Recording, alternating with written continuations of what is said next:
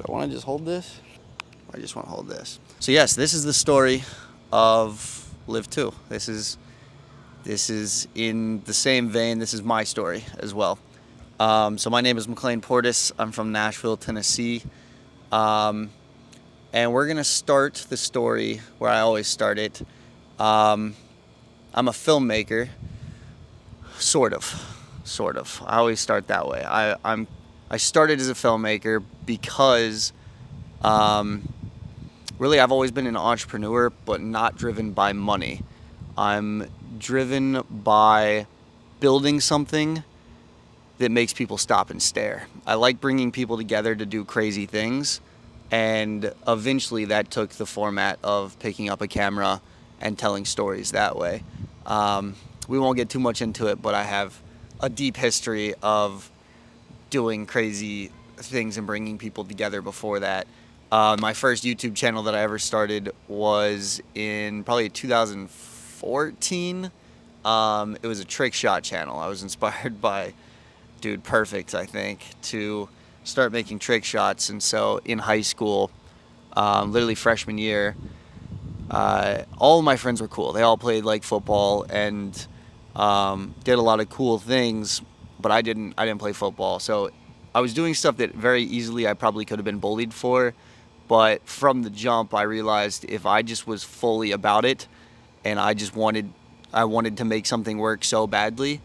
That's the other thing. I'm not a very vocal leader. Like I don't lead from a place of like giving speeches very often. If you're ever at an event that we throw or anything like that, and I have to give a speech, I'll probably hold a book and read it out of the book that I wrote it in, because I'm good at talking one-on-one with people, but I've never been able to because I like to be able to read what somebody else is receiving that information and what they're thinking and be able to play off of that. So when I started doing all this stuff, how I get people involved is not by public speaking or anything like that. It's really, I'm just so crazy and I want stuff to work so badly that I personally work as hard as I freaking can. And when I pick my head up and look around, there's other people that like what we're doing and they're like, that's sick, I want to be involved in that. And then other people just start working on it as well. And it's been like that since day one. So yeah, it was Trick Shot Channel at first. That was called Ultimate Insanity. That's a whole old thing. But then I started to learn in around 2017, 2018. That's when things with music kind of started to sneak in there. So there's this whole small little film movement that a lot of people that picked up cameras around 2017 were inspired by this group of guys that kind of worked with the Chainsmokers, honestly. It was like Rory Kramer, freaking Sam Calder, and a couple other filmmakers. That one blonde kid. Yeah, basically, I started to realize that these guys were helping break musicians into the industry by what they were doing with their cameras online. And I didn't think too much of it at the time. I just thought the videos that they were making were sick.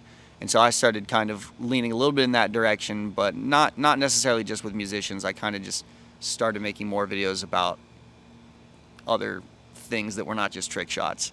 Fast forward to me being 18 and I'm about to go off to college. In high school, I'd never really found the thing that I wanted to make videos about. I'd kind of bounced around, made some vlogs, just how everybody kind of gets their start into all this stuff. And I came to LA. I went to USC Film School. This is 2018 now. And when I got out here, I'd always had holding a camera had always been my thing. And being from Nashville, it is a creative community, but it's nothing like LA. In high school, that was my MO. I was the kid who had big aspirations that wanted to do cool things. But when I came out to LA, I kind of lost that identity because everybody here has a camera or a studio in their bedroom or something, and everybody's trying to be somebody. So I realized I was no longer special. And I don't know why, I've always had a chip on my shoulder. I like doing things that are different than anybody else. So I think with that little bit of chip on my shoulder, And that realization that I was no longer special to everybody else, but I still felt special on the inside. I was like, there must be other artists out here that are just trying to make it on the internet right now, but because of just the pure sheer number of people trying to make it, even they could be the next Billie Eilish or the next freaking whoever, but they're just not going to break through because they don't know how to build their own story. They don't know how to create videos online. And why the hell should artists that are not filmmakers have to create films in order to have their art seen? So I was like, okay, I will be the filmmaker. I will go find a lot of really cool artists, and I will give them the spotlight with my stories, and I will be behind the scenes. And I'll always be a through character. Like, I'll be present in these stories, kind of somebody that you can always rely on to be there, but the focus won't be on me, it will be on them. So I started that channel on YouTube, and for the first year, nobody cared at all. It literally started as a clothing company where there's a little side tangent briefly. As I've said multiple times already, I'm crazy, so I didn't want to screen print clothing. I wanted to cut and sew, make something from scratch that was super sick to like represent this whole movement that I was starting. And so I walked over to FITM, the fashion design school by USC, basically just walked around until I found somebody who could help me create a tech pack. And then I sourced fabric from Canada, and then I walked into a bunch of manufacturers' offices in LA, and I was just like, help me make this thing. Like, I promise you I'm going to do something cool. Like, just give me a chance. And so as an 18-year-old, I got a manufacturer to help me create by hand these hoodies. Every single hoodie costs $60 to make. I had 110 of them made. And then over the course of the next year, as I was releasing these videos, the profits from those shirts I was sending back to the artists I was making videos about. So that's where Live2 really started. I think I ended up selling like 80 or 90 of them, so I still have about 20 left I'm giving out as gifts to people that are like working on Live2 now. But yeah, I thought that was a fun little side story. Anyways, so that's where Live2 started, but nobody really gave a shit about like people were buying the hoodies just because they were like cool hoodies, but nobody really cared about the videos. I think I would post a video on YouTube, it would get like 15 views. For any of you guys that have tried to make YouTube videos ever, you know the grind. So yeah, I went through all of freshman year without any real luck. I started to make it my main identity. Like by the end of freshman year, I was like, Live2 is my thing. Like I'm gonna figure out how to make this work. So going into sophomore year, 2019, like fall of 2019, my little sister in about November was like, hey, have you heard of this thing called TikTok? Like I think it's gonna become something. And I think I made fun of her at first. I was like, yeah, nah, I'm not gonna get on this children's dance app and make videos. Like, what are you talking about? But then I looked at it a little bit more, and I owe her one for that one. So thank you, Krissa. Shout out. So I got on TikTok and I started teaching myself how to make viral videos, basically. And as now TikTok is mainstream, everybody knows kind of how it works, but it really is a piece by piece. The thing that's super interesting about TikTok is it's a hit by hit. It doesn't matter if you have 0 followers or 1 million. Every single video is given pretty much the same chance to do well. So if you know how to make good videos, then that algorithm will favor at anything that you're doing. And so I started to teach myself how to make those good videos, and really it started working. So going into the beginning of 2020, the account had like 10,000 followers. Over the course of 3 months at the beginning of 2020, right before the pandemic hit, my daily schedule became I would wake up at like 9 o'clock. This was a very unhealthy habit, and I'm not promoting anybody that did that, but this should just show how absurd I am and how passionate I am for this. But literally wake up at 9, script the video and come up with what I was going to be doing that day until about noon. I would go to class from noon until 5, eat for the first time right after class. Like I literally wouldn't eat all day until 5 because I couldn't bear the thought of waking up and having to do something else instead of planning this stuff. yeah, eat for the first time at 5, then go home, shoot the video, then edit it that night, post it by about midnight, go to sleep, wake up, rinse and repeat. Did that for 3 months straight. This is around the time when I stopped going to like parties or classes, and I spent all of my college life not making college friends. Like if I look at USC, I have like maybe 2 friends that really came from USC that like are super super deep connections. Um, Other than that, everything came from this stuff eventually working out and me finding like-minded people through the internet that then got involved with it, and then we formed a friend group from that. But I'll get into that in a little bit. Um, so yeah, the TikTok started really taking off. We went from about 10,000 followers to 200,000 followers in a 2-month time frame. February of 2020. Yeah, February of 2020. Up until then, I hadn't even started making videos about musicians yet. I was still making videos about like painters and photographers and anybody that I thought was doing something cool. But in February, I walked into this music class at USC because I was taking photos for the professor. And there was this rapper on stage. And he said during his set, he was like, I've never put out music before. I don't know where to begin. I don't know much about the industry. I just know I want people to hear my music when it comes out. A light bulb went off in my head at that point, and I was like, this is a really sick opportunity for a video. So I stayed after class. I stayed like an extra probably hour, then like longer than I was supposed to. Missed my next class that I was supposed to go to and stayed until the end. Walked up to him and said, yo, have you heard of TikTok? And he said, no, I haven't. Like, what's that?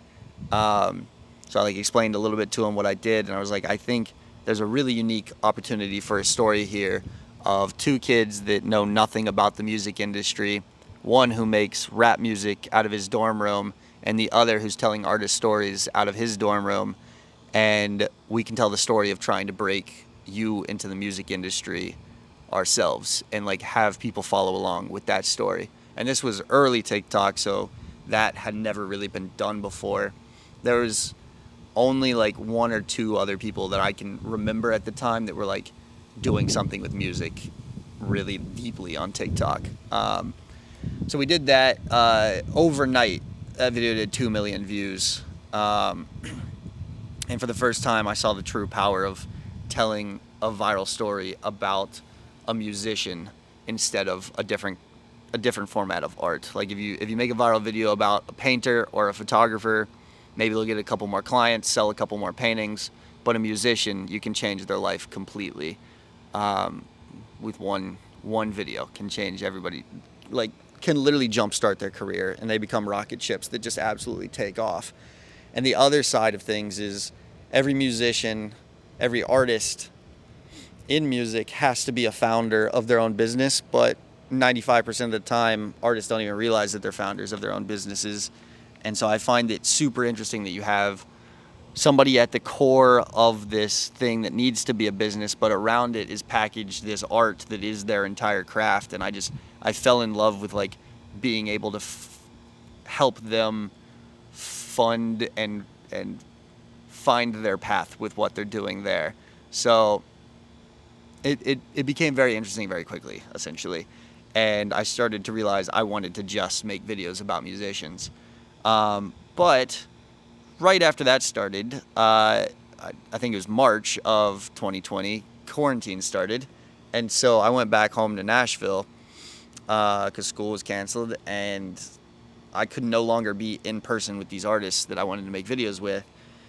So what I turned to was I started finding songs with under 1,000 streams on Spotify. And I would basically, without telling the artist, I would make a video about them and say in this video, like, basically I would go through their Instagram and through their Spotify and like come up with stories that I thought were super interesting about either how I found the artist or what they were doing, and kind of show off these songs that I thought deserved to be huge but weren't huge. And those videos started blowing up, and then all of a sudden we had these artists that I didn't even know yet at the time. They were blowing up in the middle of nowhere, America, and like managers started coming along and signing these artists, and then labels started offering them deals, and everybody was like, where the fuck did this momentum come from? And so those artists, like, I started becoming friends with them, and I got to basically watch for the first time what it was like to be a musician that was having a moment in this era of the music industry, and how absolutely terrifying it is, because you're making the most difficult and scary decisions of your life that have the most impact on your future when you have the least amount of information on what your decisions are actually going to do for you. And these artists are becoming the marketing like engine behind everything themselves. Like, no longer do you need a record label in order to put your records on shelves, because you have the internet. So you basically have an industry that's 20 years behind trying to catch up, with massive infrastructure built off of the back of 50 years, 100 years of back cataloged music. So they're not going anywhere, but they're huge conglomerates that the second these artists, like, basically because of the internet now, instead of just having 10,000 label spots where you have 10,000 artists competing with each other for those records being put on shelves, now you got 20 million artists in America in a dogfight for attention. And the second an artist gets that attention themselves, like, literally labels had to step back because they couldn't make money by trying to, like, labels lost control of taste, essentially. Labels could no longer sign people because they believed in them. They had to sign them because the world was already listening to their stuff and they could just push it further. But artists, most of the time when they're coming up at first, going into their first deal, don't know how much more power they have than and control of their own stuff they technically have, because a label will put down a $500,000 check that's just like a really, really weird version of a loan. And an artist who is starving and just wants people to hear their music is not going to say no to that. So it's like they're cutting off some of the risk for artists in the very short term, but then the long-term upside for the artist gets cut off so early. And so, yeah, basically I slowly started realizing that. Like, that whole realization didn't come until later, but yeah, I discovered a couple artists that way. I started a playlist on Spotify called Art Not Algorithms, because I wanted to break the algorithm so that artists didn't have to. That playlist kind of blew up. And then in June of 2020, by that time I had thousands of artists DMing me their music on Instagram. And it was still just me working on Live2 at the time. And I was just going through all of these songs and listening to them myself, trying to find the diamonds in the rough, basically. And I just so happened to click on this one artist's music. His name was Ty Verdes, and he hadn't even started. Oh, here's a little known secret. There's actually still a Spotify account up, and I haven't talked to him about it. I don't know what his plans are with it, or if he's ever going to tell people, so I'm going to tell you guys. I'm going to spill the beans.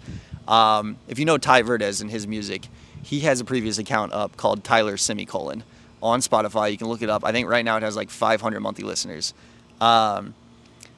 Literally, that was the project that he was still working on. He hadn't started the Ty Verdes project yet, but he had this song called Stuck in the Middle. And he sent it to me. I heard it. I liked it. Hopped on a call with him, and he was working at the Verizon store at the time.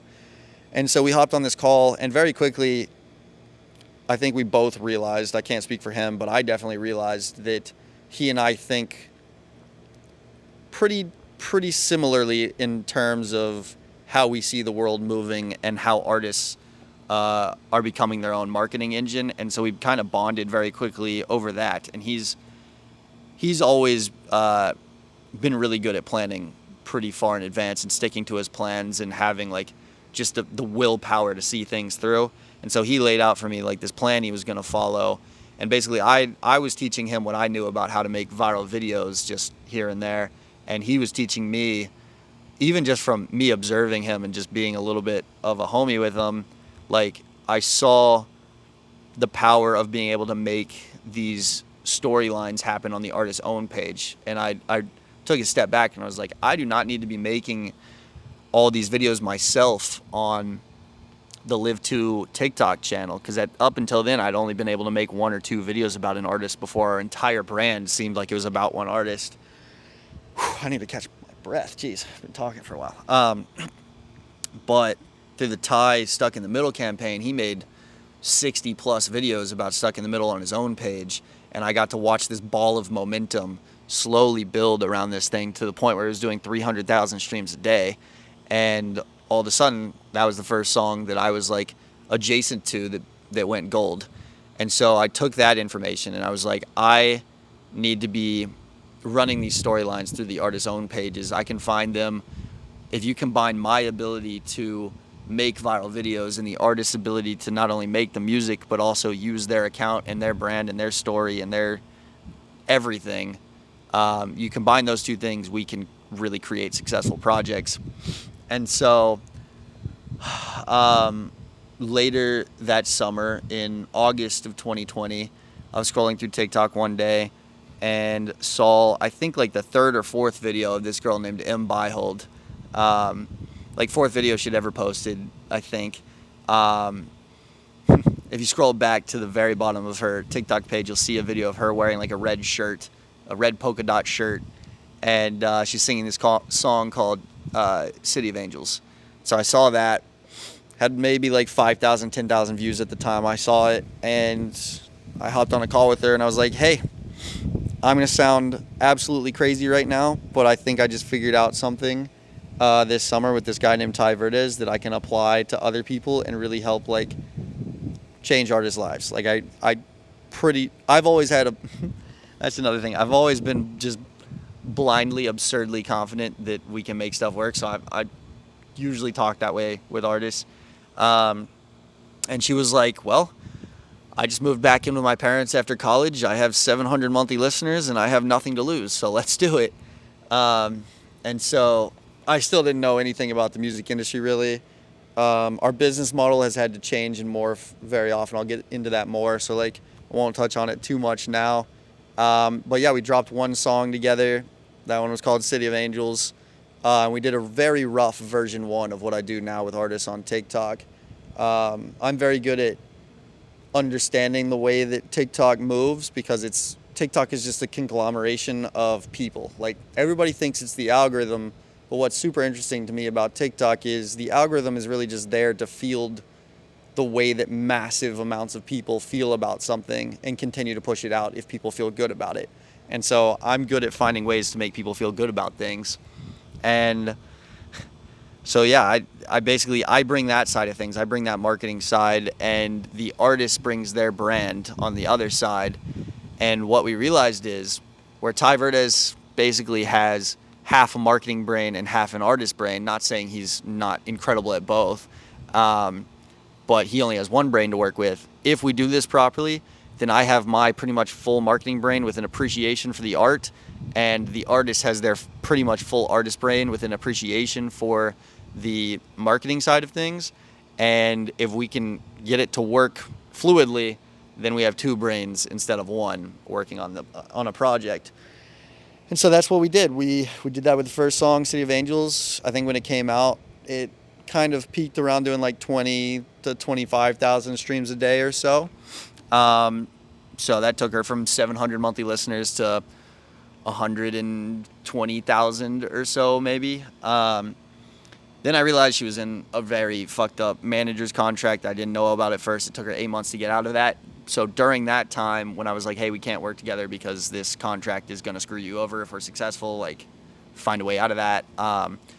At that time, I realized filmmakers are just like the musicians, especially on TikTok and this new age of things. It's like, if you think about it, filmmakers are artists too, right? Like, the musicians that are able to monetize their art are able to do it very easily,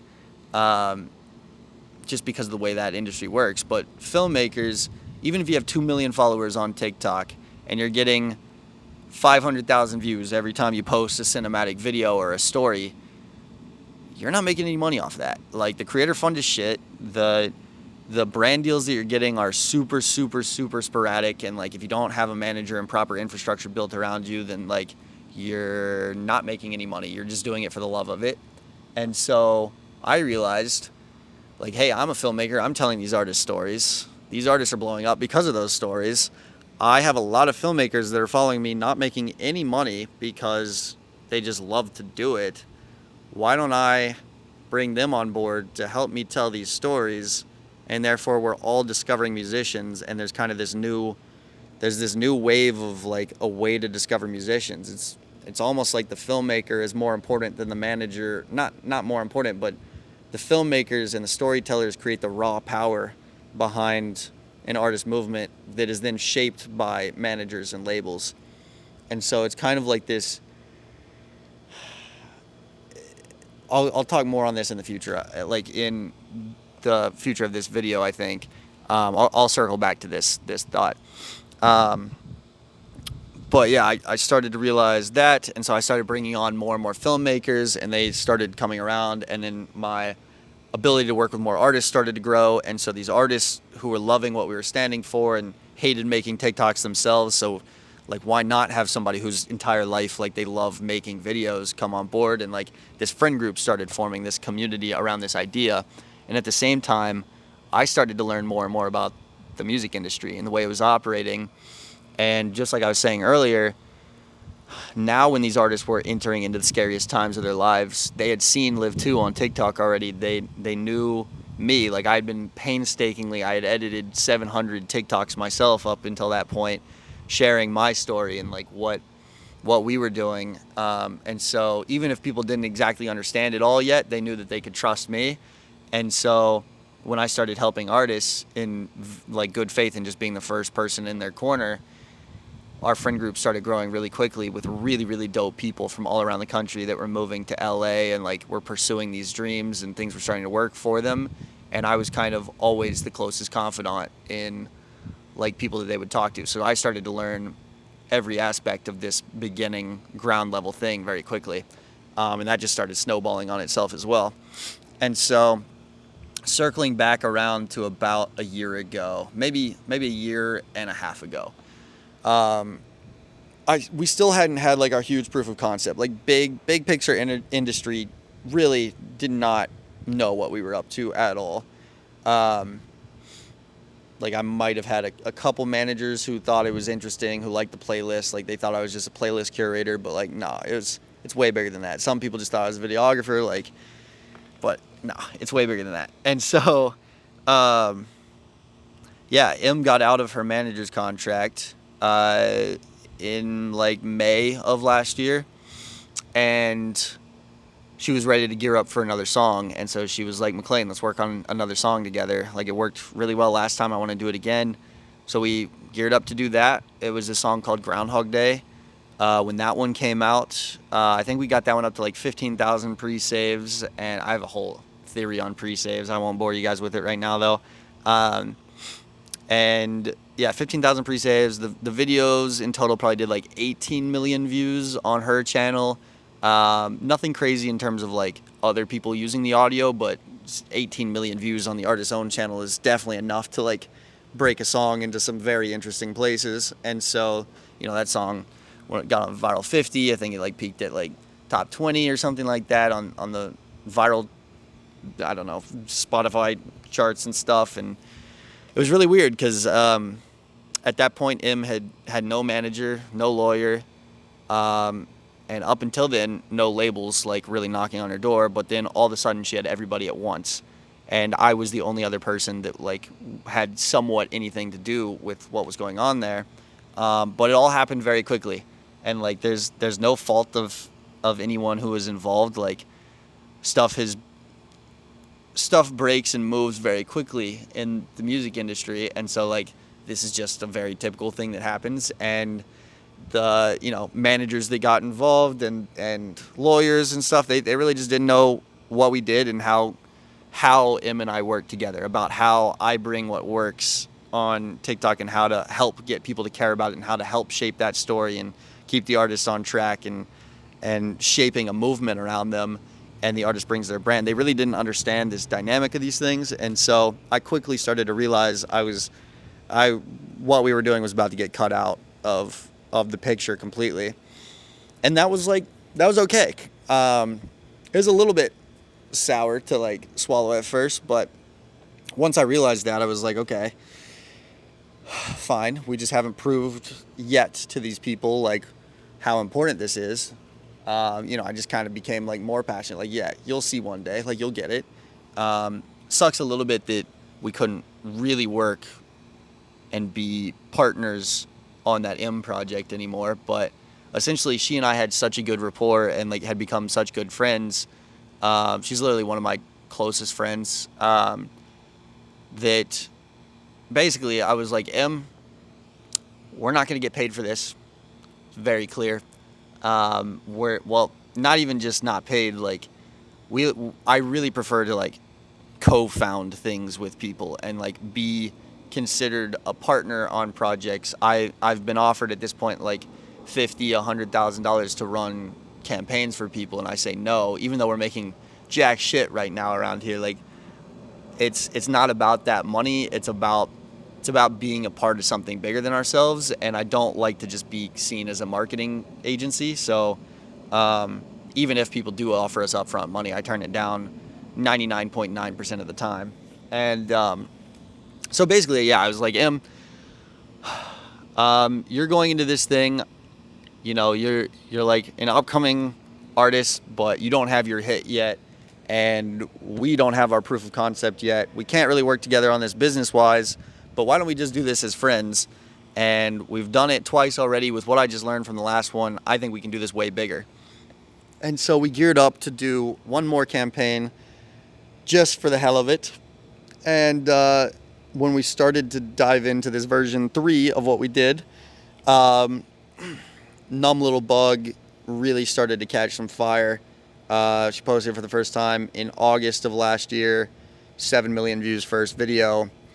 Took her like 5 months to fully produce out the song and to finalize her label deal and everything. And I think they didn't want us to post it anymore because it would give her more leverage in her deal and everything. So our hands were kind of tied with a lot of shit.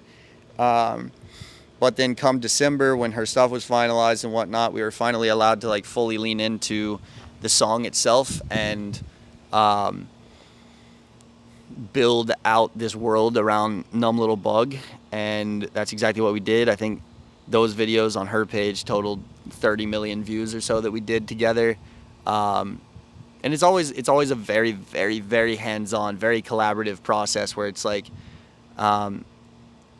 it's almost like making the song itself. It's like the marketing of it is a dance. It's not, you can't plan a whole month ahead with these things. It's like you can plan only tomorrow, and then you have to shoot tomorrow, upload stuff, see how people react to it, and then you got forks in the road, and you have to exactly determine what paths to take and where to take this story and this movement. So that's what we did for that whole month, and by the time it came out, we had gotten it to 100,000 pre-saves, and that was enough to get Republic, where she signed, to be like, oh shit, this is going to be a big song. Maybe we should care about this girl named Imbihold that we just signed. And so they put all of their power behind it. And that's when like major labels become super, super good at what they do, is when they are going to put all their power behind something that already has a grassroots core of something that feels very real to people. That's where labels get real dangerous. So not everything about labels is bad. It's just they cast such a wide net that they're basically just trying to catch things before that happens so that they can have the best deals on them and hold them for themselves for as long as possible. But if you do that yourself and then take it to them, it's a whole different ballgame. And so, slightly unfortunately, and I were not independent with that song before they wanted to kick in their system. So she was a little bit like, she was in their system. It's how things work. It's how things have always worked. But it was that's just how this industry goes. And so, Numb Little Bug came out, 1 million streams first day, 1 million streams second day, 1 million streams third day. Did 1 million streams a day for, I don't know, like 3 months at least. Now Republic, and so the labels still have complete control over the radio. I don't really understand yet how the radio works. I'm going to get there one day. But, they've gotten it up to number 1 on Top 40 radio. So that's been insane. But yeah, basically after that, when that dropped, at that point, everybody in the industry was watching, and a lot of people looked a little bit deeper into it and found out more about what we were doing. And that's when finally these big people, whether they're the majors or small indie labels or new coming like technologies and stuff like that have these powers and everything to break artists, like they wanted to sign artists with us. And so it got to that point about February of this year, and since then I've been taking lots of meetings, and now all the artists out there too like really understand more of like what we're capable of, and they're kind of rocking more with the vision and everything. So yeah, we're basically gearing up with our first actual class of musicians, and it's I need to rewind in time here a little bit. Let's zoom back to August of this previous year, of 2021. Im had just posted the first thing of Numb Little Bug, 7 million views. Was working on our label deal. I was kind of in between some stuff, and I was like, I want to start throwing shows. Because I looked at my contact list. I was like, I have 200 artist friends, all of which are doing sick things, and they fuck with what we're doing, and I have a backyard, and I have a bunch of camera people. And the whole showcase series, my whole standpoint on that is I started that not just because I wanted to throw shows, but also I wanted to start a project from scratch, from absolute zero, literally from having no idea of how to throw a concert and tell the story the entire time along the way, to where, because when I was 18 years old and I was starting Live2, I was looking at things that my heroes had made. I was looking at Cole Bennett and Casey Neistat and Sam Calder and I don't know, you name it, like the FaZe Clan guys, anybody. And I was like, how many people worked just as hard as they did but didn't make it? Is it more about the luck, or is it more about how hard you work? Or is there some balance between? If you work hard enough, do you not need luck at all? Like, there's literally, like, you can't look that up in a book. You can't even ask your hero that, because if you do, they're going to be like, yeah, I worked hard. That's why I deserve to be here. But, like, the fuck, there's probably 100 of you out there that worked just as hard and didn't get lucky. So, like, you literally can't see both sides of that. And the only way that I know how to, like, possibly give somebody a path to follow of any kind is by literally capturing it from day one, and trying to build something. So I was like, I'm going to try and throw shows, and I'm going to tell the story of how we go from throwing shows in our backyard to creating a huge festival that hundreds of thousands of people go to. And so, yeah, that's why I started the Showcase series. You can literally see Showcase 1 through 4 so far on the channel and see how they grew. The first 3 were in our backyard, 200 people, 200 people, 350 people, and then 600 people in a skate park that we built into a venue. That's the other thing. Flashing back to the hoodies and everything that I built, and like everything that I've done grassroots from this point, like, I'm not taking that shit to venues. Like, we're going to build our own venues, and they're going to be way sicker and way cooler and a much better experience. It's going to cost a lot more, and it's going to be way more pain in the ass, but it's going to be worth it because nobody's ever going to see anything like it before. And so, yeah, that's the Showcase series. So the live events side started growing throughout this year too. And then the third piece of the puzzle, it's kind of a 3-headed wing of what we're doing right now. We have our artist development, which I was telling you guys about first. That's the whole M, and now we have a class of artists coming up. And then we have the live events, which I was just talking about, where basically we're building the infrastructure to be able to throw shows so that even our artists that are like with us, we can grassroots like a whole movement around the way that they want to do live performances. If they want to hop in a box truck and drive across the country and go to the small town America, like cities that have 1,500 or towns that have 1,500 people in it, and try to get 700 out of 1,500 people to pull up to their show. I want to be able to do that. That's gonna be sick. I'm gonna try and do that at some point with artists that it makes sense with. But yeah, so that's the live events side. Eventually, obviously, festivals and stuff like that. And then the third piece is the music video production wing company, whatever you want to call it.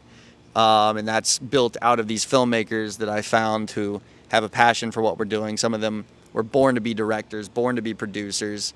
And now, because of our contacts in the industry and with these musicians, we're creating really dope music videos, and it's following the Lyrical Lemonade kind of format of taking label budgets in order to make big videos that go on the artist's own pages that are signed artists, and then with our artists and with people that we really rock with who might not have the infrastructure or the money yet to make their music videos, but they're making sick music, and I really believe in it, and I think I can help.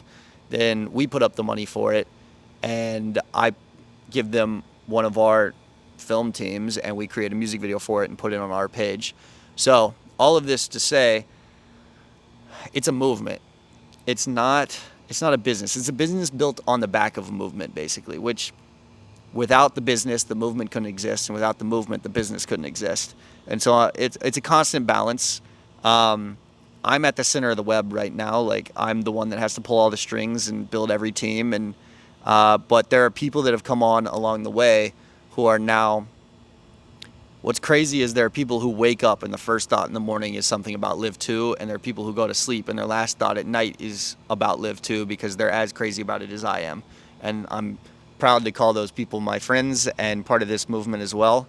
And now there's even artists who understand that this is bigger. It's bigger than being a part of like a label or something like that. And I'm still struggling to figure out exactly what our partnerships with artists look like, because the music industry is built out of tradition, and there's a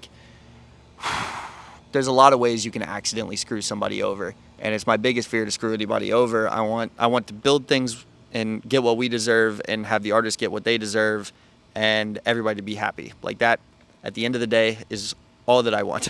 I want to do cool shit with cool people and have everybody win. And so, but figuring out how to keep everybody winning without somebody getting left behind and that doesn't deserve to, and all those things, is really what's being figured out. But I was going to say, this new class of artists that we're coming up with, when this one works, we'll never have that problem again where anybody gets left behind. We'll be in more control, and I'll lead it from a place of good faith. And yeah, but this class of artists that we have, it's something special. There's always the opportunity that something changes tomorrow or the next day, and we're just going to roll with the punches. But everybody who's a part of it right now, the people that have @Live2Create in their bio, that's like kind of unheard of. It's kind of like bringing back this culture that has been missing in the music industry, especially in like the pop scene. There's still a lot more culture in like the hip hop scene, and we're not locked in on one scene either. Like, I'll work with any kind of artist. I really care about the people behind the art more so than the music itself. But obviously it takes good music in order to build an artist anyways. So it's a little bit of both, but like, I really like working with good people. And so, yeah, it's just really interesting. Now we have artists who also call themselves Live2 artists, even though we're not a label, we're not managers. It's something bigger. Like, I like building movements and building empires with these artists, and we're going to figure out what that looks like. But yeah, essentially, we have this class of artists. We're going to make them important. This YouTube channel is going to be the center point of our entire movement. Like, all these music videos that we're making are going to go on the Live2 YouTube channel. As our artists that are coming up, as we create different shows and podcasts with them, they'll live on this channel. Ideally, maybe we'll build other channels for that. But like, imagine it like a FaZe Clan or a Barstool Sports kind of structure of things. It's kind of a mixture. It's really a mixture of Lyrical Lemonade in terms of their production company and the way that they culturally built something important. FaZe Clan with how they like sign their gamers, and like they have their own individual empires in the part of something that's bigger. And then Yes Theory and like, yeah, kind of Yes Theory storytelling and building documentaries and meaningful movements. And what was the other one? There was one more. Oh, it's going to be so good. Anyways, yeah, it's a mixture of, and Barstool, basically, with the way that they've built out all of their channels and podcasts and overarching like distribution of everything, so that one day these artists who are a part of our movement, because of all these things living on this channel, if we can get this channel to 10, 20, 30, 50 million subscribers, these artists will never have to post another TikTok again, because we can just do things on this channel and directly access a massive fan base of people that care, and then they don't have to go fight every day of their lives to try and make a TikTok that does 1 million views in order to have their music career. So yeah, that's kind of the whole story. What's up? Um, that's kind of the whole story, I think. And there's a lot left on the table right now. It's Live2 is the only thing in my life. I've given up like my entire college experience, a lot of relationships. I've lost some friends, but I've gained like an entire community and family of people that care about this and like the way that my mind works and like that I care so much about this thing. And there's a lot of people out there that are now like, if you're listening to this, we're probably 40 minutes into this. Like, that's incredible. The fact that anybody cares enough to watch these things and care about the way that we're moving is incredible. So thank you. Literally wouldn't be possible without you guys. I don't care if this video gets 100 views or whatever, but it was important for me to be able to get all this out there because there's a lot of information and we're moving a lot of different directions. But I think what we're doing is special, and I think we're going to find a way to make it huge. So yeah, thanks for believing in it, and catch you in the next show.